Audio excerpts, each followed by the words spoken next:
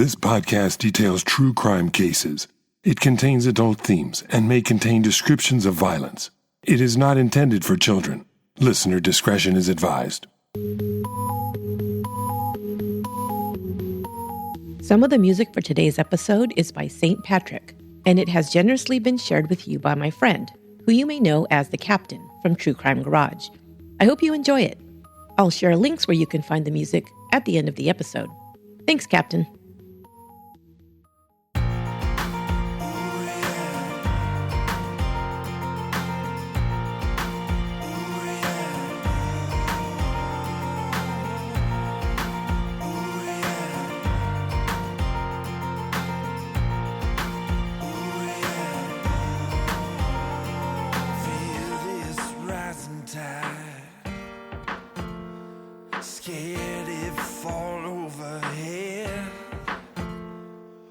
Thank you for joining me for today's episode of Once Upon a Crime. This is the last chapter in the series, Survivor Stories. We've seen the strength and courage of 3 young women who survived violent crimes and also the aftermath. This story has some of those same elements, but we'll also see what happens when the monster is set loose. How and why this happens in this case, and the consequences, are mind-boggling. Each one of the cases in this series has caused conversations and a variety of responses. Many listeners are awed by the strength and resilience of the survivors. Some were angered by the perpetrators or the way the authorities responded or failed to respond when the crimes occurred. And some had questions about one aspect of the case or another. I will be putting out a bonus episode to respond to some of these questions, as well as share other information on these cases on Patreon. To become a Patreon supporter to get access to this episode and other bonus content, go to patreon.com/onceuponacrime. You can become a supporter for as little as $1 per month. The wrap-up episode for this series will be available in the next couple of weeks. Thanks. This is Chapter 4 of our series, Survivor Stories, the case of Mary Vincent.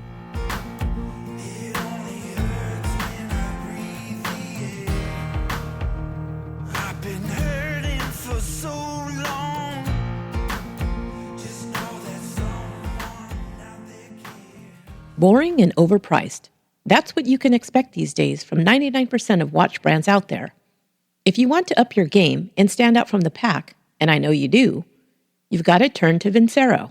It turns out a nice watch doesn't have to cost a fortune, as you'll immediately see when you visit Vincero's website at getthewatch.net. You'll find some great-looking quality watches that typically retail for over $500. But whether you like Vincero's bold men's line or elegant and classy women's styles, you'll see that they start at just over $100. I've got one, and it's gorgeous. Check out the women's Eros style with either a rich Italian leather band or a stylish and trendy mesh band. And they come in so many colors, you can pick your band type and color, as well as choose from many face colors and finishes. All of Vincero's watches come with free shipping and a 2-year warranty. Seriously, go to getthewatch.net to see their line now. And if you use my promo code CRIME at checkout, you'll get 15% off your order. That's getthewatch.net and enter promo code CRIME. And thanks for supporting the show.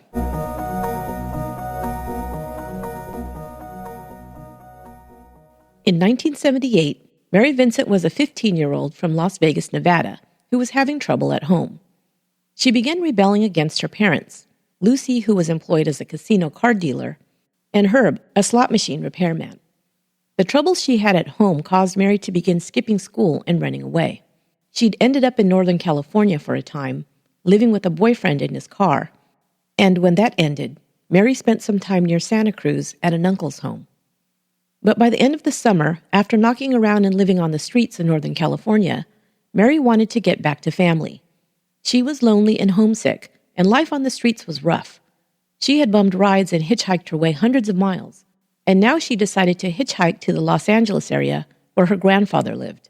She began in Berkeley, California, hoping to thumb a ride the 400 miles south to Corona, California. In 1978, many young people used hitchhiking as a common form of transportation. At any one time, you could see a number of teens and young adults standing near freeway on-ramps with signs signaling their destinations. This was the scene that greeted 51-year-old Larry Singleton, a former merchant marine. Mary wasn't the only young person standing near the off-ramp holding a sign. In fact, there were at least 3 teens, 1 male, who held signs seeking rides to Southern California. Mary had spoken to the others as they waited to be offered a ride. But when Larry Singleton stopped his blue van, he only offered a ride to Mary. The others told her not to accept it. If he was only offering one lone girl a ride, he was probably a creep, they warned. Mary did not heed their warnings. She really wanted to get home, and she didn't want to wait and possibly not be offered a ride for hours, if at all. Besides, she thought, he was an old man. He was wearing a coverall jumpsuit, like a mechanic would wear, and he was heavy-set. He looked like a grandpa type, she thought, and totally harmless. He told her he had a daughter about her age and said he was headed south. She accepted the ride. But right away, he began to change. As they drove, Mary sneezed, and he put his hand on the back of her neck, trying to pull her towards him. "Let's see if you're sick," he leered. Disgusted at his immediate attempt to hit on her, she pulled away, sitting as close to the passenger door as possible. Not long afterwards, Singleton told Mary that he was actually headed north to Reno, but he could take her to the Interstate 5 junction, which would be the quickest way for her to get to Southern California. If she'd known anything about Larry Singleton, Mary probably would have jumped from the van and tuck and rolled her way away from him. Singleton was twice divorced and had been previously convicted of contributing to the delinquency of a minor. He'd spent his early life working on ships and sailing around the world, and had become a heavy drinker. When drinking, he had a quick and violent temper. He did have a daughter the same age as Mary. He'd recently become very angry at his 15-year-old daughter, Deborah. However, unlike Mary's parents when angry or frustrated, Larry would lash out violently at Deborah, and she was afraid of him. Mary was tough and street smart, and she felt that she'd shut the old man down in no uncertain terms. She didn't worry about him trying anything with her again. Tired, she settled into the passenger seat and soon fell asleep. When she woke up, she noticed the freeway signs. They had passed the I-5 junction and were now headed north on 80, straight towards Reno, Nevada. Angry now, she reached down under her seat and pulled out a long, sharp object. Singleton had worked as a road surveyor, and it was a pointed surveyor's stick. She brandished it at him. "Turn around right now," she demanded. Surprisingly, he did. "I'm just an honest man who made an honest mistake," he told her. "I'm not going to hurt you." They continued on in the right direction now, and it began to get dark. Now he began drinking liquor out of an empty milk container. Singleton pulled off the freeway and headed down a deserted road toward the canyon. He told Mary he needed to stop and relieve himself and couldn't wait until the next town. Mary now was suspicious, but she thought, "He's old, I'm young. I'm fast, he's slow. I can get away once he stops." He got out of the van and walked away. She waited, then opened the passenger door and got out. She looked down and noticed that her shoe was untied. She bent down to tie it so as not to trip when she ran. Just as she bent over her shoe, she felt a blow to the back of her head. Singleton had a crowbar in his hand and hit her before she even saw the weapon. She blacked out. Fair warning. The next part describes rape and a vicious attack. If this is a trigger for you, you may want to skip forward. When Mary came to, her hands were tied behind her back, and she had been thrown into the back of the van. Singleton raped her multiple times over the next few hours. At one point, he fell asleep, but Mary was still tied up and was unable to get away. Leaving her in the back of the van, Singleton climbed into the driver's seat and drove a few miles deeper into the canyon. It was pitch black now. He stopped the van and cut the ties from her hands. He told her he'd let her go if she did what he said. He forced her to drink alcohol. If she didn't comply, he told her he'd kill her. Then he raped her again. She passed out a second time. When she came to, he told her to get out of the van and lie on the edge of the road. Mary was now terrified and kept pleading with him to just set her free. "Please, please set me free," she begged. "I won't tell." Mary's ordeal had lasted for several hours beginning at sunset.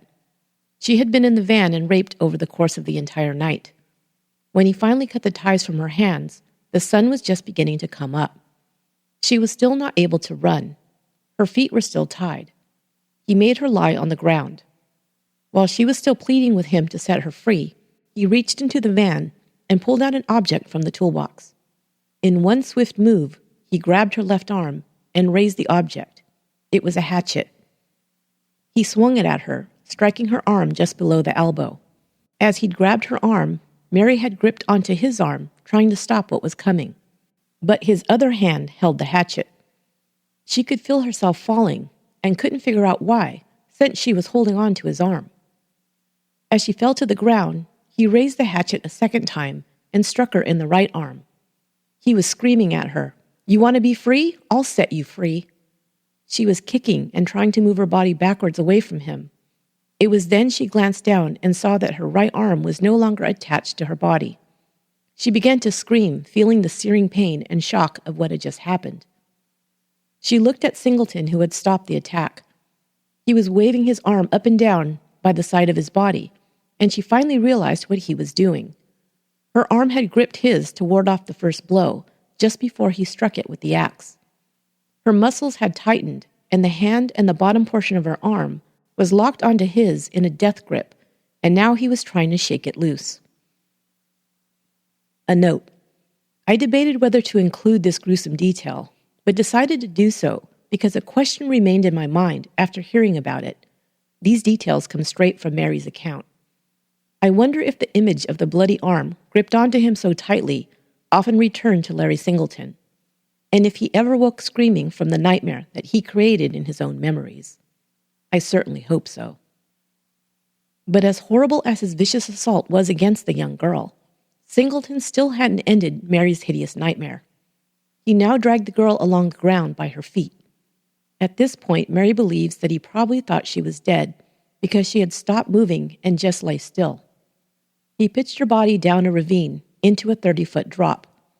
As he threw her over the railing, she heard him say, "Now you're free." 4 of her ribs broke in the fall. He then scrambled down and dragged her body into a concrete drainage pipe, probably to conceal it. Then he left. Mary was in and out of consciousness. When the hatchet cut into her, causing excruciating pain, she only wished to die. Now she willed herself to live. She remembers feeling cold and so very tired. With every fiber of her being, she just wanted to sleep. But she knew if she did so, she would probably never wake up. As her eyes started to close, she says she heard a voice. It seemed to come from somewhere very far away and was faint, but she heard it clearly say, "Don't go to sleep. You have to live. If you don't, he's going to do this to someone else. You can't let that happen." Mary says she doesn't know if it was a heavenly being or just her conscience, but she listened to it. The most amazing thing is that she was not thinking of her own life. To Mary, if she let go in that moment, all the pain and horror for her would be over. No, she wasn't thinking of herself at all. All she could think of was that another girl might suffer at the hands of her attacker if she gave up. Her goal now was to get out of the ravine and make it back to the road for help. Of course, the first question is, how is she ever going to make it back up the incline with no hands to pull herself up with? Both of her arms were gone below the elbow. Mary was bleeding profusely, and she had the idea that if she was to dig her stumps into the earth, dragging herself upwards as she did so, the dirt might pack the wound and help slow the bleeding. Very slowly, inch by inch, Mary pulled herself up. The whole time, she was listening intently. First, she was listening to make sure her attacker was not still in the area. She heard nothing. It was silent. But in the distance, faintly, she could hear the sound of cars on the freeway and knew she needed to head towards that sound. Luckily, she still had the use of her legs and feet. However, she was naked and barefoot. She continued to push herself to not give up. Hours later, she was able to make it out of the culvert and onto the deserted road. She still had to walk 3 miles to get to the main road, holding her arms up high to slow the bleeding. Finally, she spotted a car coming up the road. It was a red convertible with 2 men inside.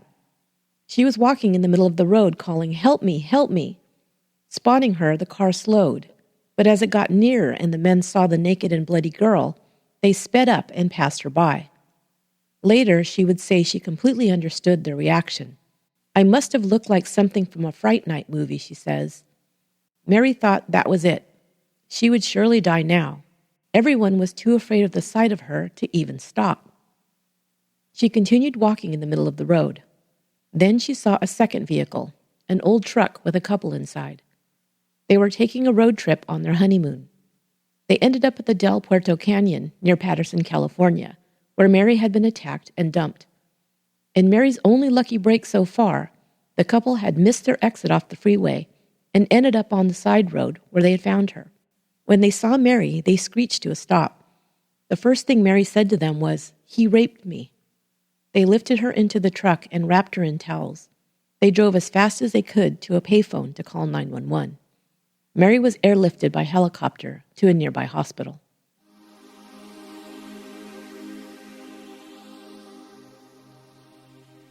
You're soft-spoken,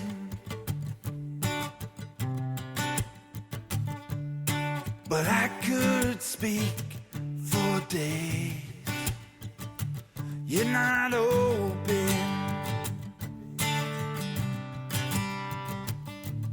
but I'm never going away. It's funny how it all works out in the end. Suddenly you're left with no doubt, and ever since I saw you, been falling for you,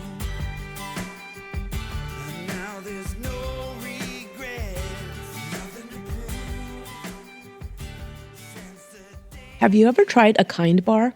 You've probably seen them in your local grocery store, coffee shop, or gym. They are delicious, healthy snacks using whole ingredients you can see and pronounce. Here's a couple of my favorites: honey roasted nuts and sea salt, and dark chocolate cherry cashew. And when your kids are nagging you for yet another snack, you can feel good giving them one that they'll love that has whole ingredients. There's many varieties of flavors that you can keep stocked in your kitchen or take with you in your gym bag or purse. You can satisfy your cravings without blowing your New Year's resolution to eat healthy. If you're ready to try some tasty and healthy snacks, I've got a special deal for you. You can try 10 Kind bars for free. All you have to do is pay for shipping. When you order the sample box, you also get to try Kind Snack Club, where you'll receive a monthly shipment of Kind snacks at a discount. To pick up your free sample box, go to kindsnacks.com/once. That's kindsnacks.com/once to try a sample box for free. Whee!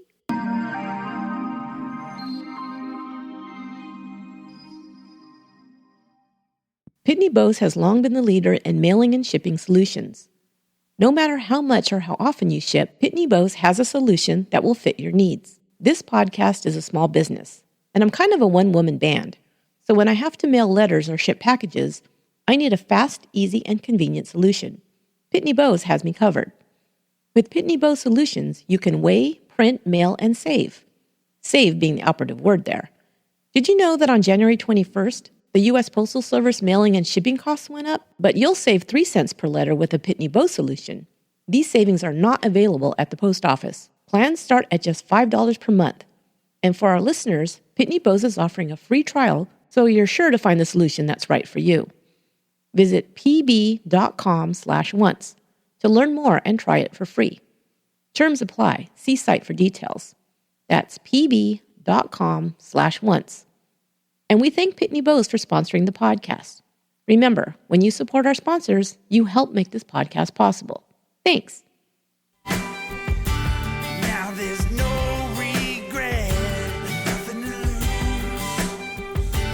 Since the day we met, I've been falling.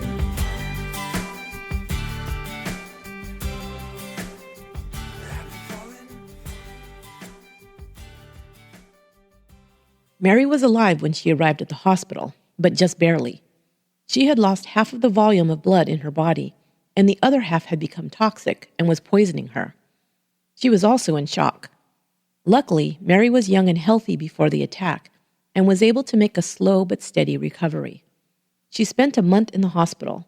She was fitted with prosthetic arms that had pinchers to use as her hands and fingers. It was difficult to learn to care for herself without hands. Many times she wanted to give up, But she had a very good and persistent physical therapist who told her, "You must and you will." So she kept practicing. Only 10 days after being admitted to the hospital, she was questioned by police about her attack. She was able to give them a description that was turned into a police sketch.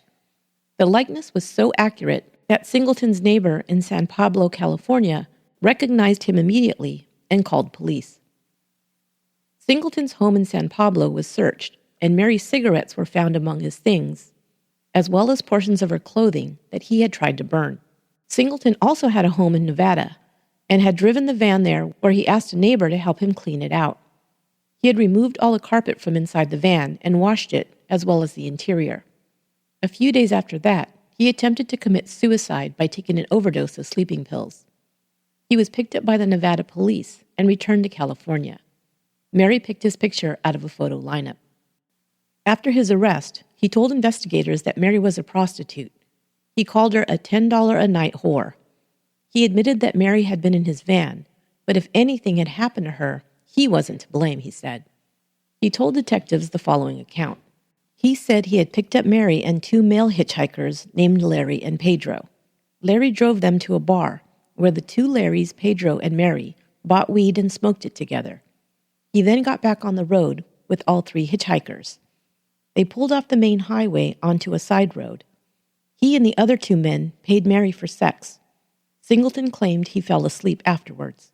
When he woke up, Larry, the other Larry, was driving the van towards San Francisco. Mary's clothes were in the van, but she was gone. She had her hands in the till, Larry told him, which I take to mean she was stealing from them. He said that she'd been sent to Los Angeles. Without her clothes? Maybe that's just another euphemism. Singleton said he dropped off Larry and Pedro in San Francisco. If anything had happened to the girl in his van, he told investigators, then the crimes had been committed by the other Larry, while he himself had been passed out drunk. I find it interesting that he gave the imaginary perpetrator his own name, calling Dr. Freud. The physical evidence, including blood evidence in Singleton's home and van, was overwhelming. He was charged with rape, sodomy, oral copulation, kidnapping, mayhem, and attempted murder. 5 months after leaving the hospital, Mary appeared in court to testify at Singleton's trial. Because the crime had become such a sensation in Northern California, the trial was moved to San Diego County, which thankfully was closer to her home in Las Vegas. While Mary testified, she couldn't look at Singleton, terrified to be in the same room with him. During her testimony, she became so traumatized at the retelling of her attack that she began to regress into a frightened, childlike state. I heard it, she said, about the rape before breaking down. Singleton's statement made to police after his arrest was played in court. He not only claimed that Mary was a prostitute, but that she had threatened and kidnapped him. She threatened to maim him and accuse him of rape if he didn't drive her to L.A., he said. She had sex with the 2 strangers, the hitchhikers, and also offered to have sex with him, for money, of course. The other men must have attacked her and then framed him, he explained. The court didn't buy it, of course.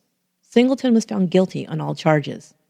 For the attempted murder charge, he was given 10 years, including 6 years for the offense, 1 year for the use of a weapon, and 3 for the infliction of great bodily harm. For the rape, he was given 1 1/3 years consecutively. For oral copulation, 1 year for each count consecutively. For sodomy, the same, 1 year consecutively. The counts of mayhem and kidnapping were stayed, pending completion of the sentences on the other counts. If all that sounds like somewhat of a slap on the wrist for the magnitude of his crime, I would agree. In total, Singleton received a sentence of 14 1/3 years, the maximum amount allowed at the time due to mandatory sentencing guidelines. He was credited with 225 days for the time he spent in jail before and during his trial and sentencing. On his way out of the courtroom, when he passed by Mary, he muttered to her that he would, quote, finish the job if it's the last thing I do.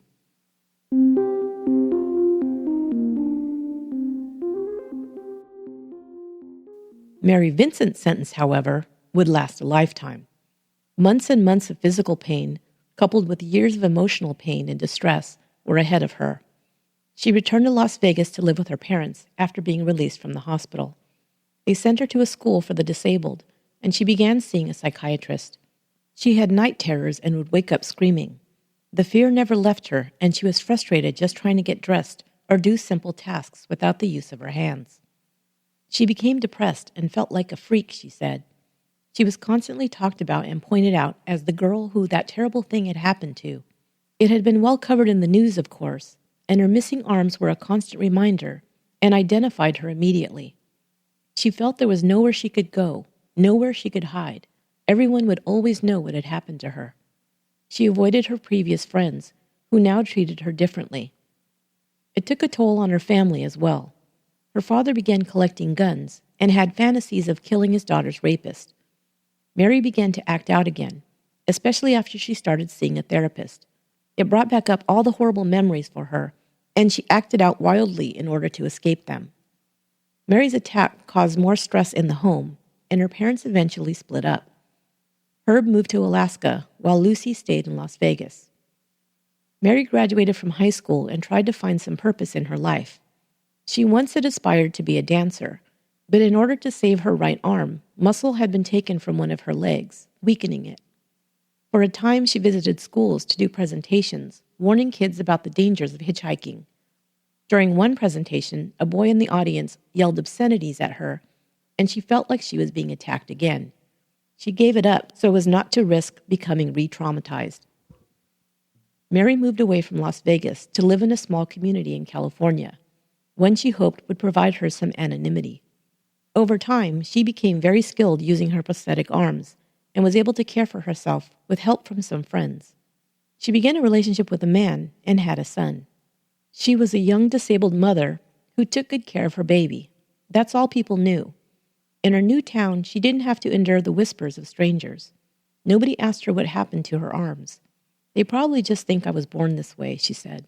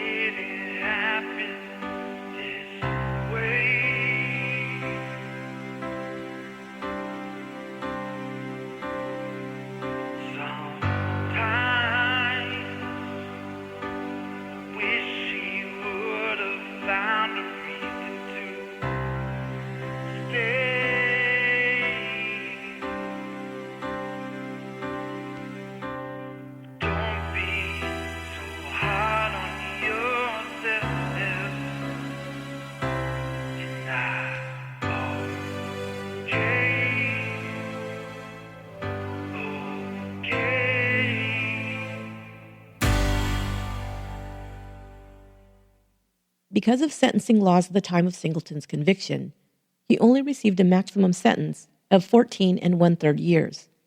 Even so, he decided to appeal his sentence, still denying that he was Mary Vincent's attacker, even though there was overwhelming evidence. The appeal argued that the trial court abused its discretion in denying the motion to enter a psychiatrist report showing Singleton was possibly a, quote, mentally disordered sex offender. The state psychiatric examination of Singleton stated that there were no signs of any delusions, hallucinations, or disturbances in memory or thought process. And at the age of 51, he'd had no prior history of sex crimes. It further found that Singleton's history presented as, quote, a fairly normal sex life with episodes of violence apparently triggered by excessive use of alcohol. It's odd that he was arguing that he should have been classified a mentally disordered sex offender when he completely denied raping Mary Vincent. The most interesting part of the appeal record, I thought, is where they make an argument for a reduced sentence based on the fact that Singleton was charged with attempted murder. The claim was that cutting off the girl's arms was not an attempt at murdering her. What? The state shoots this down in their answer by first conceding that perhaps this act did not constitute attempted murder, but then brings up an obvious point. It reads, the act of chopping off the girl's arms, while evidencing a whole series of most heinous crimes, could arguably not show the requisite intent to commit murder in the first degree. It is Singleton's act of abandoning the bleeding, armless child in a wilderness, shoved in a tunnel, that proves beyond reasonable doubt the requisite intent for attempted murder in the first degree, and thus warrants the greater punishment. Duh. His appeal, of course, was denied. But it was a small victory because Singleton only served 8 years, 4 months of his 14-year sentence after time was taken off for good behavior while in prison. He was released in April of 1988. Right before his release, he did another odd thing. He filed a complaint in Placer Valley Superior Court against his victim, Mary Vincent, charging her with forcible kidnap for the purpose of robbery. What a guy. Perhaps he was still trying to proclaim his innocence as a counter to Mary Vincent's lawsuit. She won a $2.56 million judgment against Singleton in early 1988. By September of that year, she would forego efforts to try and collect any of the money. His lawyer stated in a deposition that Singleton only had about $200 in savings and would be living on only $600 a month in Social Security disability benefits.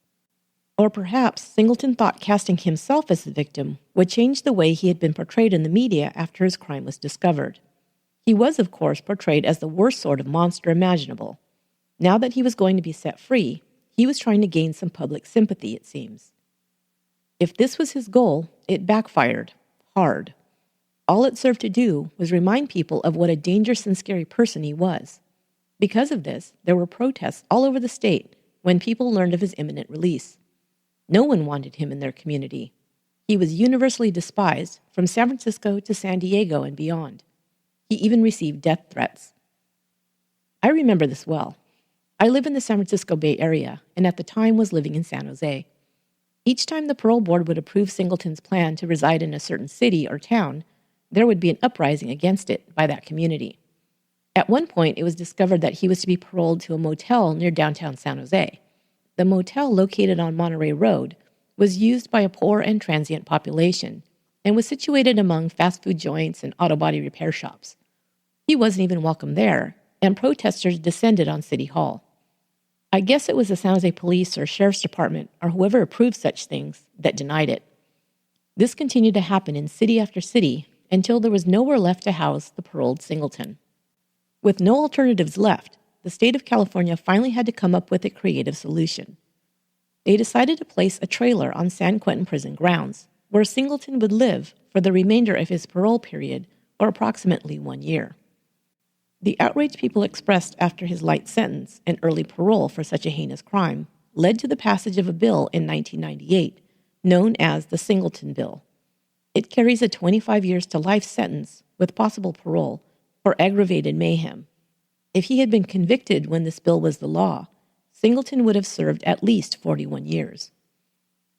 After his parole ended, Singleton decided to return to his hometown of Tampa, Florida. Protests and threats followed him there as well. A local car dealer even offered him $5,000 to stay out of the state. Someone else firebombed the front yard of his brother's house where he was staying. He finally settled in the Orient Park area of Tampa. He moved into an old house owned by his family. He'd been away long enough that some of the residents didn't know about his past. Others felt like he'd done his time and put his past behind him. They saw him as an older man who lived quietly, kept his home and yard neat and tidy, and helped neighbors with odd jobs. He was accepted there. As well-meaning as his neighbors might have been, willing to give Singleton a second chance and believe he was reformed, they were either sadly mistaken or duped by a manipulative monster. Time would prove that a person like Lawrence Singleton could not be reformed.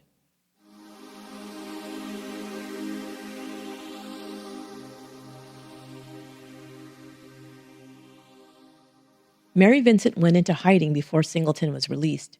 She was still afraid for her life, believing the last words he'd said to her, vowing to finish the job. Her relationship with her son's father ended. Later, she married and had a second son, but the marriage fell apart. She believes in part her husband could not handle the notoriety that followed her wherever she went. She lived in the Pacific Northwest with her sons and tried to escape attention. She just wanted her and her children to have a normal life. She had become very proficient using her prosthetic arms, and most of the time was successful at doing things on her own. She had a good friend and neighbor who helped her when she struggled with some of her or her children's needs. Life was challenging emotionally for Mary, though. She still suffered the residual trauma, had some physical pain caused by her injuries, and battled depression. She had thoughts of suicide more than once over the years, and only thinking of her children kept her from acting on them. She lived simply in a trailer park in a small unnamed town. She'd struggled financially over the years. She never received any money from the lawsuit and was only awarded $13,000 from a California victims fund. When she received a small settlement from an automobile accident, it was counted as income and her disability payments were halted. At the same time, she needed a new set of prosthetic arms, which would cost approximately $15,000. Her attorney worked pro bono to help her get her disability payments reinstated. She met a man who became her rock and her protector and settled into a long-term relationship. Her boyfriend Bob ran a bicycle parts business and bred Neapolitan Mastiffs, a large and powerful dog breed that can weigh up to 150 pounds. They are often used as guard dogs and are fiercely loyal to their owners. Bob was also engaged in the sport of bare-knuckle fighting. Mary and her sons felt protected and enjoyed an anonymous life out of the spotlight. That is, until February of 1997, when her world blew up once more.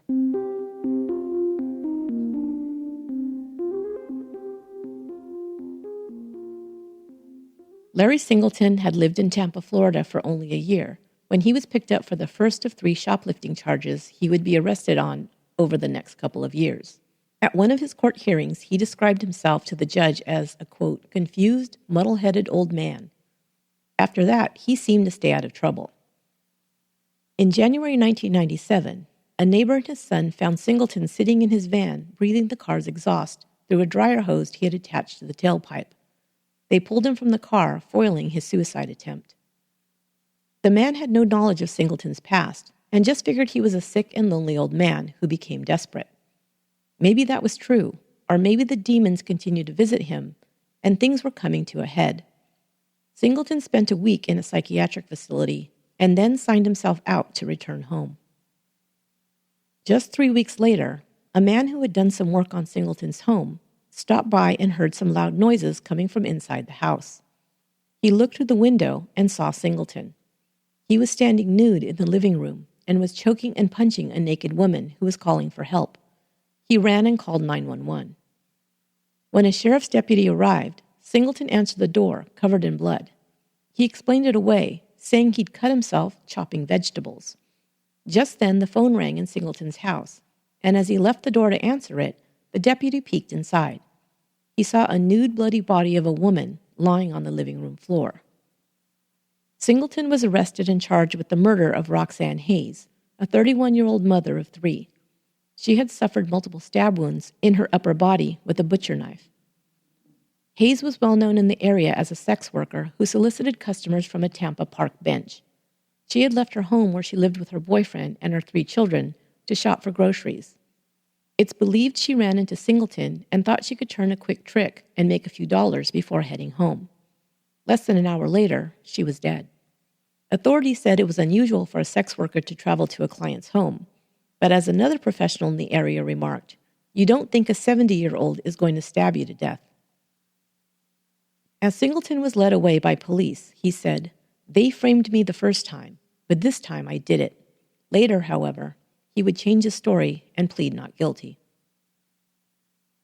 The neighbor who'd saved his life not more than a month earlier said, "When I found out about the murder, the first thing I thought was, should I have left that man in there? If I had known about his past, I probably would have at least given it a second thought."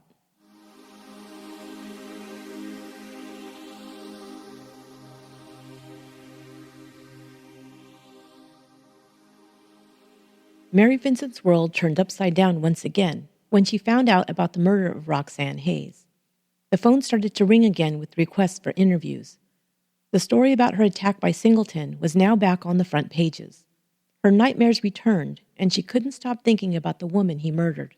But courageously, Mary Vincent did agree to one appearance, to testify at the penalty phase of Singleton's murder trial.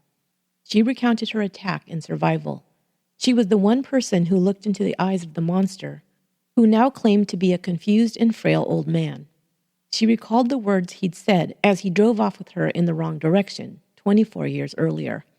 "I'm an honest man who made an honest mistake." When asked to identify the man who'd raped and mutilated her, Mary Vincent pointed one hooked hand at Singleton. Singleton had been found guilty of the first-degree murder of Roxanne Hayes, and was sentenced to death in April of 1998. He was sent to Florida's death row, but died less than 3 years later of cancer.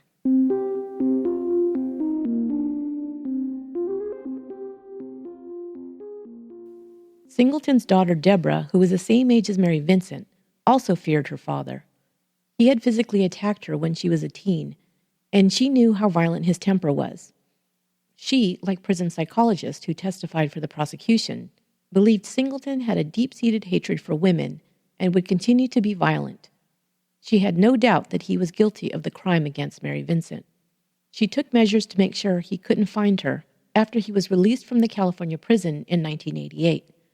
When she was 20 years old, with the help of her therapist, she wrote to her father in prison and told him she was terminating their relationship. The following year, she legally changed her name and moved out of California. She completed college and became a professional. She was already living anonymously with her new identity when Singleton was sentenced to death.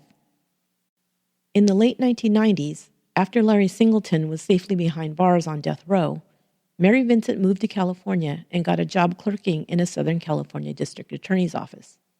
There she met an investigator, Tom Wilson, who she later married. Her new husband gave her an easel and charcoal pencils, and she began drawing portraits. She even presented one of her portraits to then California Governor Gray Davis. She also created the Mary Vincent Foundation to help other victims of traumatic crime. In 1999, at the second annual Anti-Violence Day at Candlestick Park, she threw out the first pitch of the San Francisco Giants game.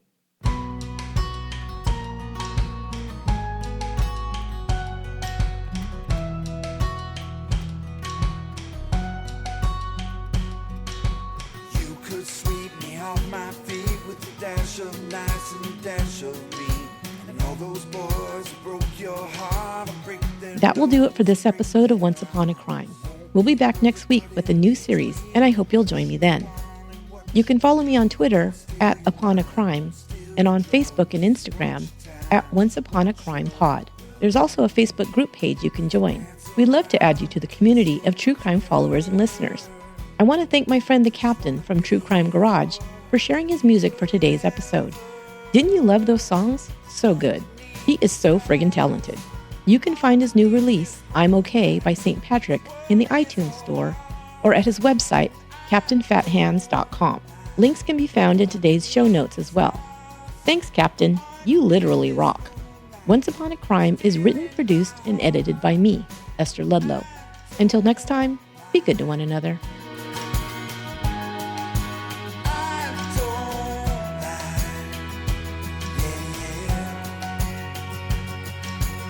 Stay quiet and I stay calm, and we can weather all these storms. Don't let no one cause you harm. Wrap your hands around my arms. We can be lovers and we can be friends, and we can sip bourbon or we can sip gin. I won't be like those other guys who waste your love and waste your time. We can dance around this room together.